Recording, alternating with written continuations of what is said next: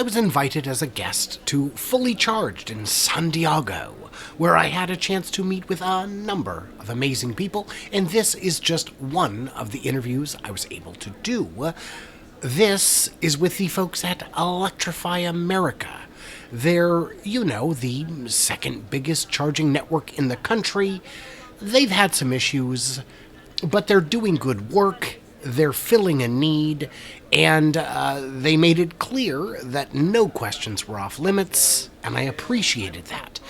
So let me know what you think, and then when we're done, we'll have a quick wrap-up and go from there. Hey, Brian, thanks for coming out. Yeah. So where are we? What are we doing?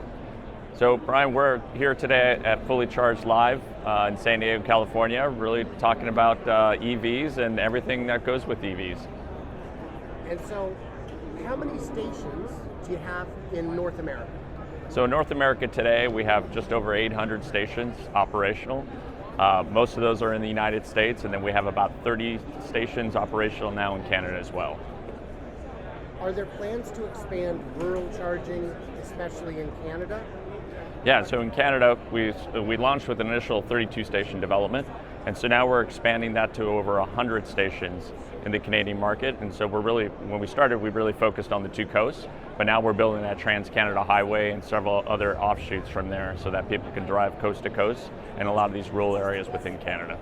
And what are we looking at for expansion over the next 12 to 24 months? So I think by next year, mid-year, you'll see several more stations popping up. Again, that's always dependent on a lot of the construction timelines, the weather, as well as utility interconnection that we have to work with when we develop in Canada. Of all the cars on the market today, what's, in your opinion, the best charging ones? And I know it's hard to pick favorites, but there are cars that can charge faster than others. There are a lot of cars that can charge faster than others, and it's great to see that the momentum to push cars to higher charge rates is continuing. We see a lot of great cars like the Audi e-tron can do 150 kilowatts. We see a lot of the Hyundais and the Kias now pushing 200 and above. You see the Porsche Taycan, we've always known about that one doing 270 kilowatts, and now we're starting to see the Lucid Air, which I think has been sort of the fastest we've seen in the public, pushing almost 350 kilowatts. Wow. How does the eHummer do? The eHummer, believe, also does 350 kilowatts. So you see all the vehicles now pushing to that faster charge rate, which was what we sort of anticipated. So everybody thought we were crazy 4 years ago when we were putting this stuff in the ground. Why are you putting such fast charge rates? But we knew customers wanted fast, and automakers were developing the cars for fast, and that's what we put in the ground. So the chargers themselves, where are they designed? So we led a lot of the design elements into all the charging, especially with our next generation, where we've basically worked with Intel Design, a big design house, to come up with the aesthetics. And then we work with the manufacturers to develop a lot of the intelligence that are needed inside the charger to really manage it appropriately. Sure. And where are they built? So they're built basically all over the world, from Asia to the US to Europe. Do you mean there's different locations that you finally? Yeah, we work with different manufacturers so that we can ensure the supply of equipment for our network. So those manufacturers have facilities across the three continents. So you're bringing in specialists with strengths in different aspects to make a unified product, or is it all being unified by you guys, or how does that work? So the way we've gone about it is we set the requirements around the equipment. And when we started 4 years ago, we had to come out of the chute with putting stations in the ground. So we knew we wanted ultra fast and hyper fast charging, and we wanted a certain look and feel to the charger. So we worked with 4 different manufacturers initially to develop the chargers to meet our needs. And so that was the aesthetics that you see and that consistency you see across our network today. So whether you charge in Vancouver or you charge in Florida, it doesn't matter. The look, the feel, the experience is the same. And then with our next generation charger, we took that a step farther, and we put more requirements in terms of what's inside and what's behind the scenes that drivers really don't see. And that's really the learnings from the last 4 years that we've been able to bring into this next generation charger that's going to increase reliability and really bring more flexibility into our installations. So here's a tricky one. I know permitting can be a real problem. Is there anything we can do to put pressure on the right people to move permits a little quicker you know what I mean? Yeah, so it really depends on where in the country, where in North America we're building, whether it's Canada or the United States. It really depends, and some jurisdictions are better than others.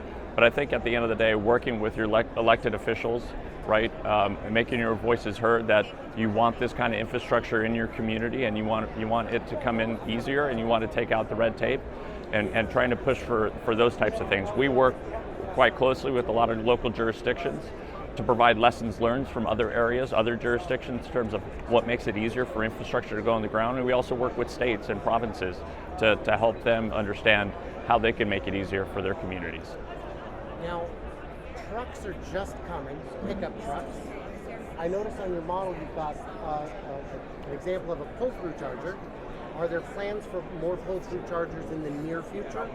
Yeah, absolutely. So trucks coming to the market is very exciting. Now we see more makes and models coming with more capabilities and people towing, so that's really exciting to see.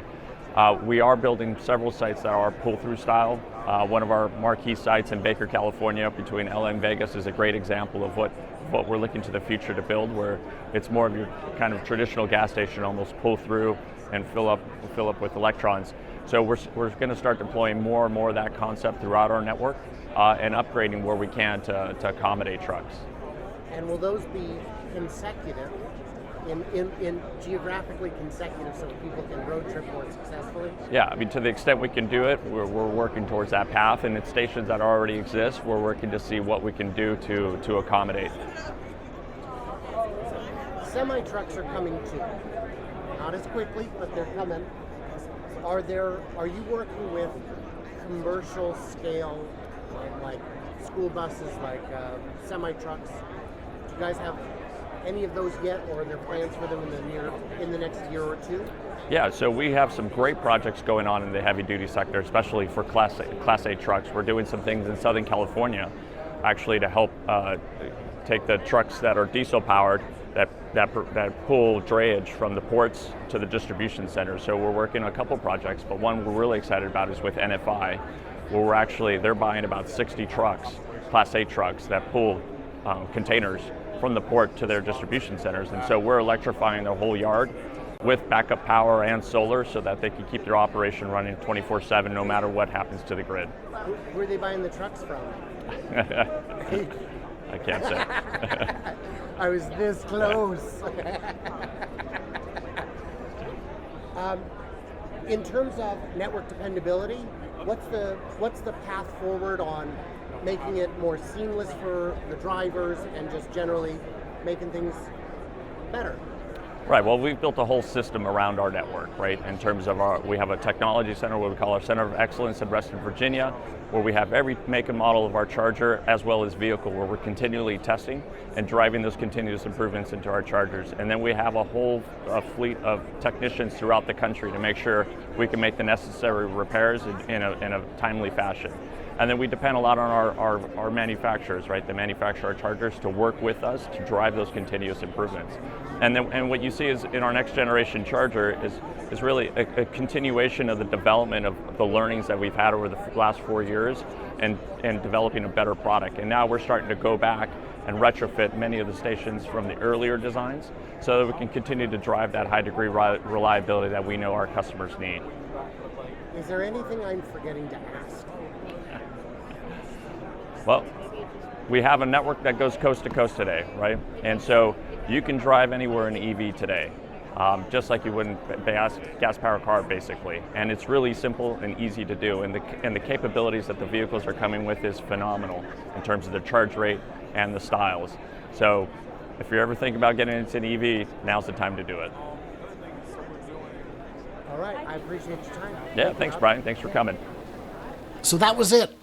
What did you think? Do you believe him? Do you believe all those things? I personally think that the approach of bringing in all those cars and testing them against the various hardware is a good approach. The problem they have, unlike, for example, Tesla, is that they've got all these different cars with all these different systems and a bunch of hardware that wasn't necessarily meant to go together in any coherent way Hopefully, I'm mistaken. So, what did I miss or misunderstand? Leave me them thoughts, that wisdom, all your blind and brilliance in them comments below. And stay tuned, stay juicy, and I cannot wait to hear from you clever robots on the other side of the charger. And a quick thanks to my Patreons who get early access bonus content, an ad-free experience in many cases, and, a look at the 11-year production prediction tracker at the $10 level and above. I put a lot of work in.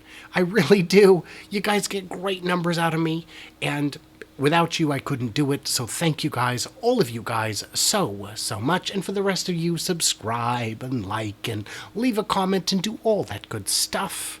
And thank you guys so much. I will talk to you soon.